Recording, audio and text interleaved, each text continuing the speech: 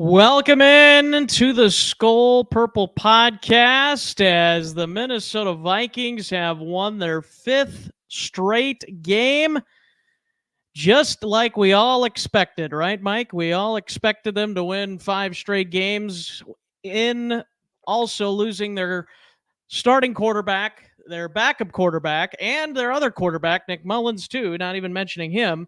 All three of their top quarterbacks in the process, losing one of their running backs as well, other players as well. Former Saint, by the way, Marcus Davenport, who's out for the year as well.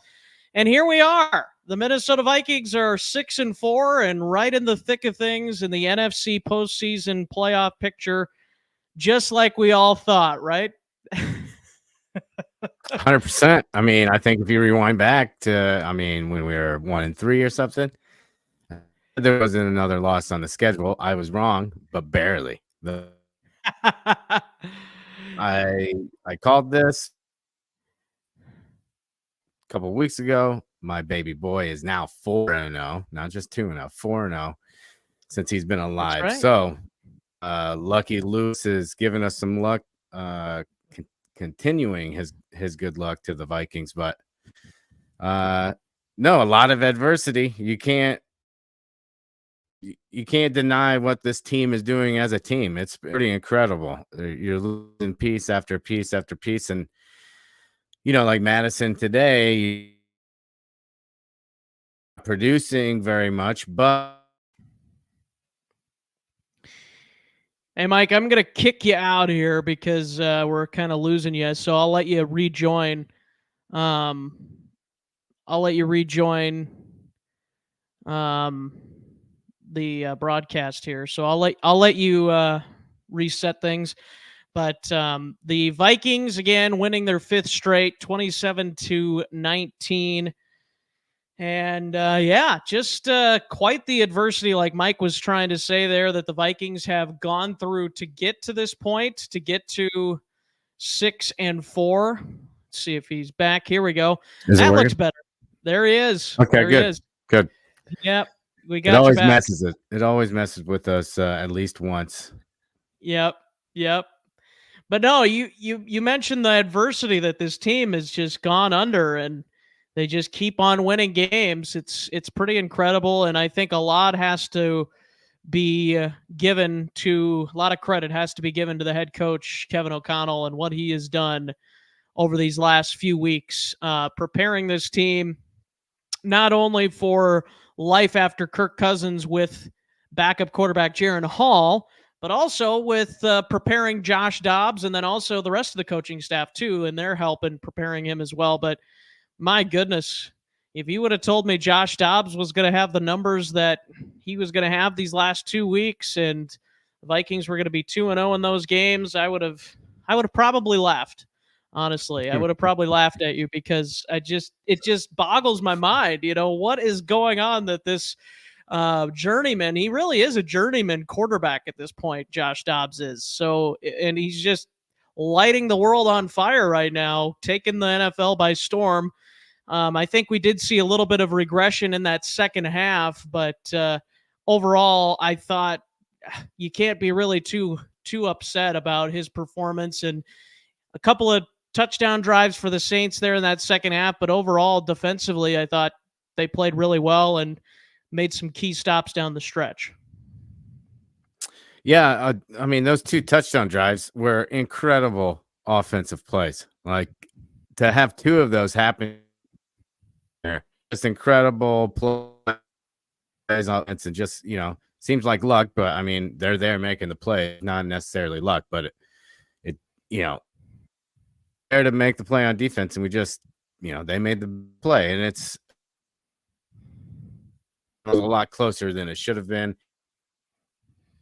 Kind of tone it down in the second. We're not used to leading like that and having to protect a lead, so we kind of just went to, let's make sure we're not making a mistake football. But it puts a little more stress on you at the end of games than needed to be there, but we're used to this, so I don't think it's really that big of a deal for us. to manage it at this point. But yeah, I honestly think it was just let's not turn the ball over. Biggest deal. But you know, I think a going uh Hey Mike, I'm gonna have you, if you wouldn't mind, probably restarting your computer. We're having still some issues getting you, or at least I am. I don't know. Maybe I'm the problem. I don't know, but I uh, I will let you do that while we wait for Mike. Please get in your comments in the comments section. Vikings win their fifth straight. I think I think it's probably a little bit premature for us to start talking about, okay, this could be very interesting in the off season. I think that part's not premature, but the premature part would be to say, all right, Josh Dobbs is the answer at quarterback going forward. No ifs, ands, or buts about it, because, as I mentioned, he is a journeyman quarterback going into Minnesota, and he's been great these first two games. But I'm curious to hear everybody's thoughts on what you think. Should they be bought in completely to him? Should they still hold out hope for Jaron Hall to come back and for him to come in and play this season? Or do you think it's just, let's just not even worry about that right now? We'll get to that point when we get there. Let's just enjoy the moment. It's definitely seems to be kind of one of those enjoy the moments types of things. But I'm a future looking person too, so it'll be interesting to see what the Vikings decide to do going forward at the quarterback position, if they decide to bring Kirk back or if they want Josh Dobbs to, try and do things for a year or two while they look for a rookie quarterback or a different quarterback. I don't know. There's lots of different parts playing into that, but you guys, like I said, get your comments in here in the comments section and let us know your thoughts here on the Skol Purple podcast, the Fan Express line. I thought I really enjoyed the performance from TJ Hawkinson today. Not so much for my fantasy team because they had to play TJ Hawkinson today, but just the grit and determination that he played with today was pretty incredible. I thought, with some of the hits that he was taking and some of the hard hits to the ground and to the head and the back and all this stuff, I thought he performed really well. Kind of went away a little bit in the second half. The offense, I think, kind of went into conservative mode a little bit, and I think that's what Mike was getting at too a little bit there. But yeah, I think it'll be interesting to see what they decide to do with the quarterback situation going in the future. We got Tony chiming in here. Miss you too, man. Hopefully we will have you back soon. Appreciate you tuning in here. But TJ Hawkinson, heck of a game, and I don't want to get ahead with the game balls, but if Mike joins back here, I'll maybe give him that easy one. But I thought TJ Hawkinson absolutely balled out today, and it'll be interesting to see if Justin Jefferson comes back next week. So the Vikings offense could get even better going forward. Ty Chandler, I thought, looked pretty good in spurts today. Definitely has more of a burst than Alexander Madison. I think it's going to be very interesting to see how the Vikings utilize Justin Jefferson, Jordan Addison, kind of the rest of the offensive weapons going forward. Because, yeah, like I said, the Vikings offense is going to just get better when Justin Jefferson gets in there, whether or not he has the production that he was normally having coming in, or whether he just, as I think we've talked about this before, and I'm sure Kevin O'Connell schemes it up, just the fact of him being a decoy sometimes can be huge for creating mismatches on the defensive side for opponents. So it'll be interesting to see what happens from that perspective. But get your comments in. I see we have a few people in here, so please get your comments in. What do you think of Josh Dobbs? Do you think he's the long-term solution, or do you think that he's just a stopgap at this point? I'm still kind of the belief. Now, maybe this will change this week, but I'm still of the belief that Jaron Hall will have a shot to get this starting quarterback role back because he does know the offense better than Josh Dobbs, you would think at this point. He's had a full offseason in the offense and the first part of the season. Um, but yeah, it'll be interesting to see what the situation is there. But yeah, they're hopefully going to get Mike back on here. See if see if we can get some others to join us here, maybe as well. I'm gonna try and see if can get Rap to join us from the Purple Pocket Podcast, and see what else we can come up with here today. But again, the Vikings 27-19 win, and now you go back into a couple of primetime games in a row coming up on the schedule. So you got these games coming up after winning 5 straight. You now play at Denver, very winnable game, against Chicago, another very winnable game, and then you're at LA, LV, I should say, the Raiders after the bye week. So a lot of winnable games in the next 3. I was just talking about the schedule here, Mike, as you look at the schedule, the next 3 for sure are very favorable. And by the way, the Cincinnati Bengals just lost today to the Houston Texans. So quite the statement that the Texans made today. But yeah, I was just kind of talking about the long-term solution at the quarterback's position for the Vikings. Obviously, we know Kirk Cousins was the starter here for the last several years. Do we know what he's going to be like when he comes back after that Achilles injury? Do we expect him to just go back to exactly who he was before?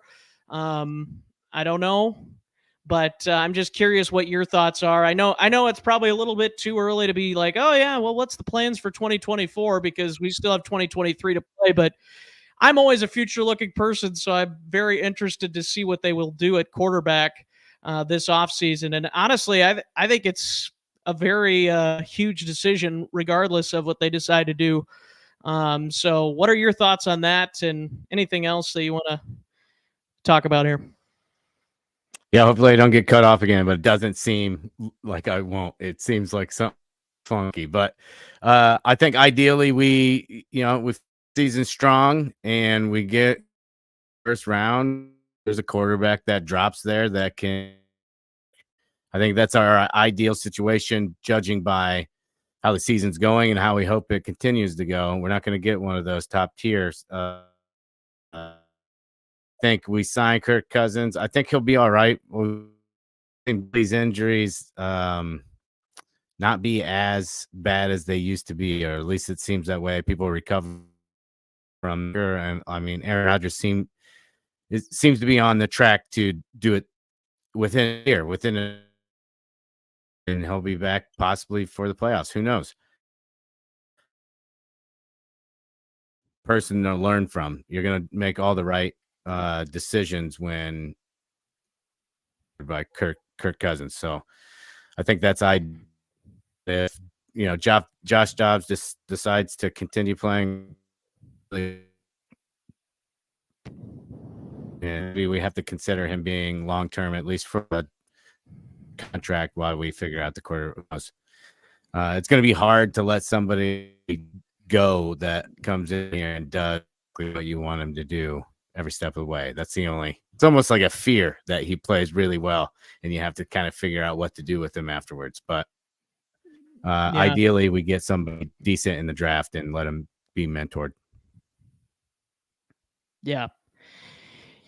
Yeah, it'll be an interesting decision, whatever they decide to do in the offseason and kind of going forward. And who knows? Maybe Josh Dobbs will come back to earth a little bit over the next few weeks. Who knows?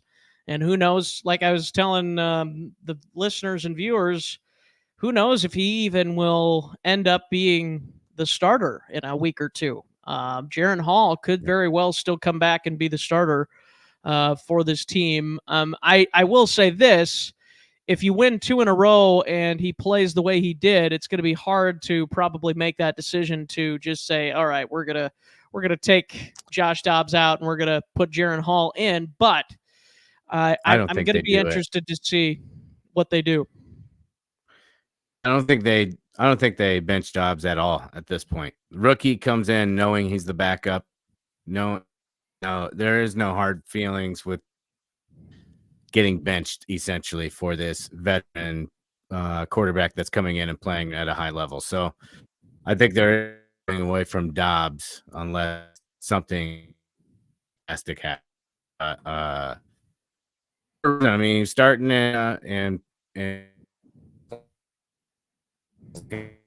most rushing yards by a quarterback. So he's playing decent on a terrible team with terrible players around him up, and he's making the plays when.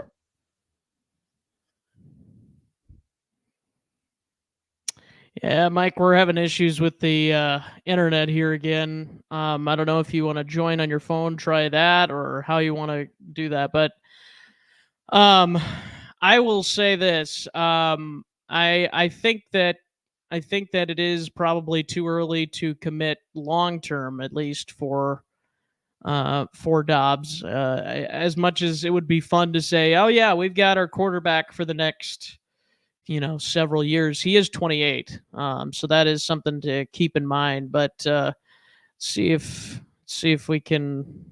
Oh, he's not popping up here, but yeah, it's going to be interesting to see what the Vikings decide to do with the quarterback situation. I think it's also going to be interesting to see what they do with Danielle Hunter this offseason. I think there's a good chance he's gone, but at the same time, as well as he's played this season, a little bit quieter today, but as well as he has played this year, it's kind of almost like defensive player of the year type of stuff, really. Leading the league in sacks.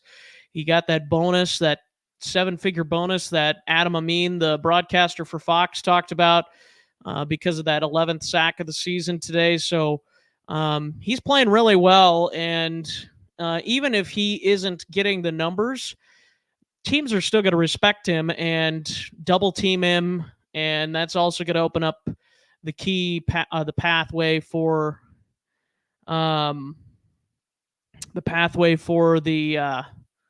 for the other players around him, like DJ Wanham or yeah, anybody else really on the defensive line. Maybe a blitz with Flores as well.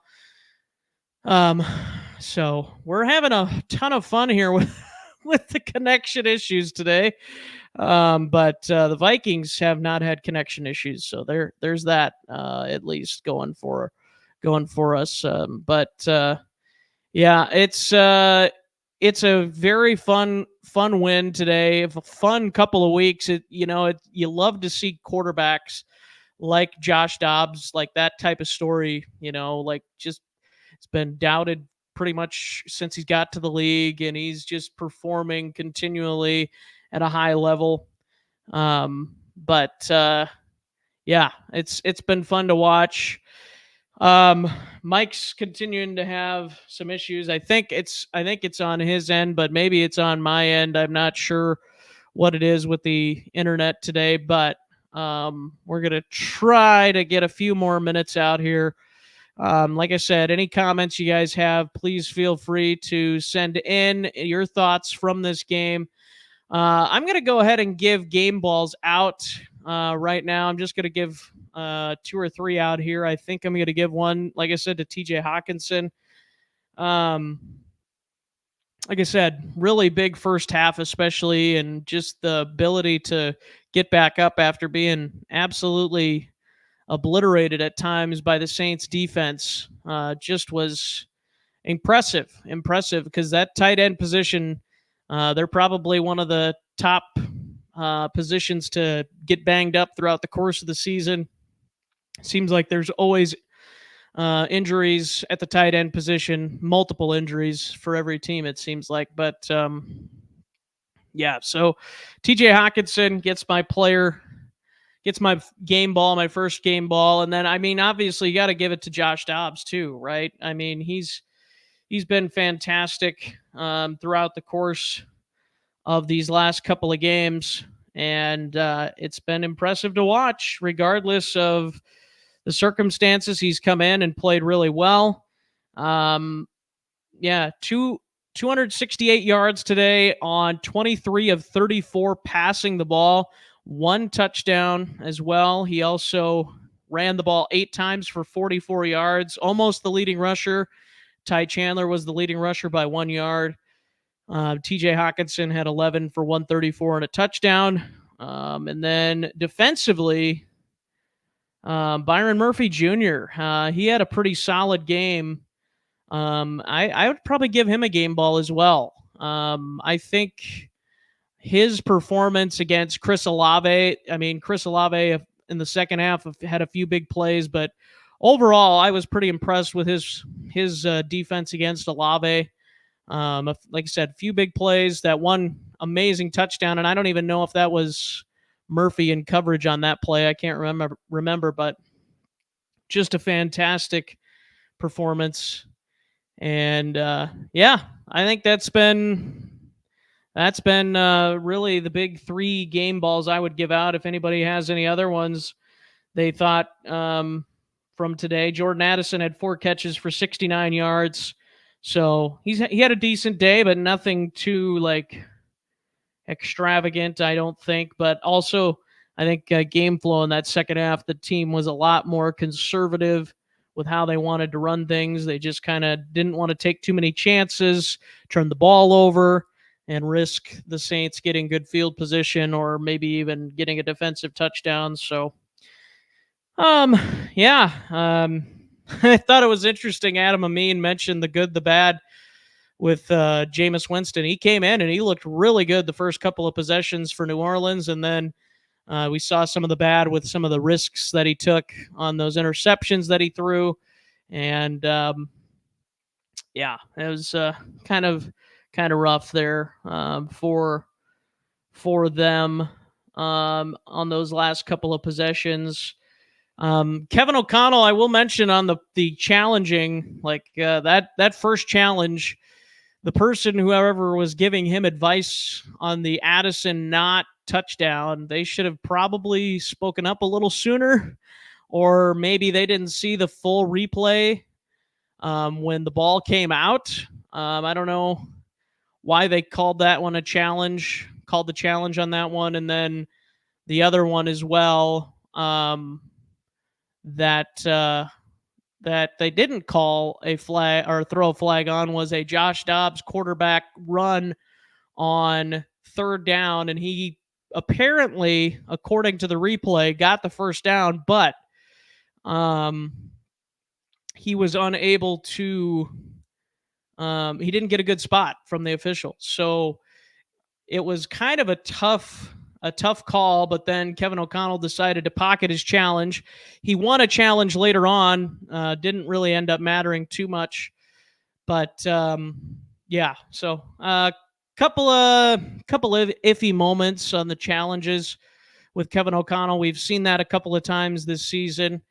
I don't know if sometimes if he just trusts his players more than he trusts the guys upstairs trying to tell him if he should challenge or not. I don't know if that's the case, or if he just thought he saw it better than what they did. I don't know, but it was definitely interesting. And yeah, good thing the defense was strong in the second half. They, like I said, gave up a couple of possessions, but fortunately, they played really well those last, basically the fourth quarter. They played really well, and the Vikings offense was pretty much non-existent. But like I said, I think part of that was because they felt like their defense would be able to hold, even though I still would have probably been a little more aggressive in that second half than what they were. But yeah, it worked out. And again, it's a young quarterback in in your system. Not that he's young in terms of age; he's 28, but young in your system. So you got to be careful not to try to be too crazy. But at the same time, the way Josh Dobbs has played, it's like, well, give him a chance, you know? So could go either way. But anyways, so once again, that's the game balls. And looking again at the schedule for the Vikings coming up, 5 wins in a row, starting the second half of the season on the right note with a win, 27-19. Then they're at Denver and against Chicago, Sunday night and Monday night games back to back. Then they have a bye week, which I think is probably a good time for a bye week for the Vikings. And then, if I'm guessing Justin Jefferson probably comes back next week. The NBC folks would love it if Justin Jefferson's back next week. And then Chicago, for sure, I would think Jefferson's back unless something happens that he has a slip up or whatever. But I would expect him to be back next week. There was a chance even that he would play today, which I was kind of surprised by. But then they said he was out as of yesterday. But I think if the Vikings can go even 2-1 in their next 3 games, you got to feel really good. If they're 8-5 going into their final 4, and if they can split their final 4 games, win one against Detroit, win against Green Bay, or win against Cincinnati, one of those times, I think you got to feel pretty good about their postseason chances, and I think they're playoff chances, by the way, actually went up to like 70 something percent today by winning the game. So, and it'll be interesting to see what the other teams in the NFC playoff picture do today and then in the next few weeks, while the Vikings maybe have a little bit lighter of a schedule. So that is, I think, going to do it. Again, sorry, guys. We've had some internet issues today. Mike's been having some internet issues. Maybe it's myself, too. I don't know. But hopefully next week we can have some better internet connections and things will look a little bit better for us here on the show. But we'll maybe try and get a preview out. It's going to depend on if we can get anybody for it this coming week. But we were hoping to get the Saints team reporter who we had last year, Aaron Summers, on again this year before the game. But our schedules didn't align, unfortunately, so we didn't get it done. But hopefully we have some more episodes coming your way, some more previews and all that good stuff coming your way. One last thing before we go, I'm going to do my SkolCon ranking. So I had the Sky is Falling as my last ranking. And I think the SkolCon ranking this week, I'm going to go down to a 3. I think I'm kind of in the middle right now, starting to fall apart. I'd say that's probably a good spot. I think if they go 2-1 over the next few games, I could get down to back to number 4. Yeah, I don't know. Put your SkolCon ranking in the comments below.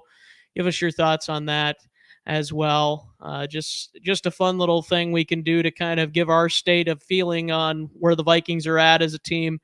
So SkolCon, look at that again. Everyone is dead. The sky is falling, starting to fall apart. Everything will be okay. Low state of concern is SkolCon 5. So it's like the old military thing of DEF CON, and it's just in Vikings version right there. So feel free to look at that and give your SkolCon rating down below. I want to thank everybody. Thank you, Mike, for joining. I know we had some trouble, but I appreciate you joining, giving your best effort there. And hopefully, like Tony said, we'll get him back as soon as possible. And we look forward to continuing to bring you Vikings content for sure after games. And as always, Skol Vikes.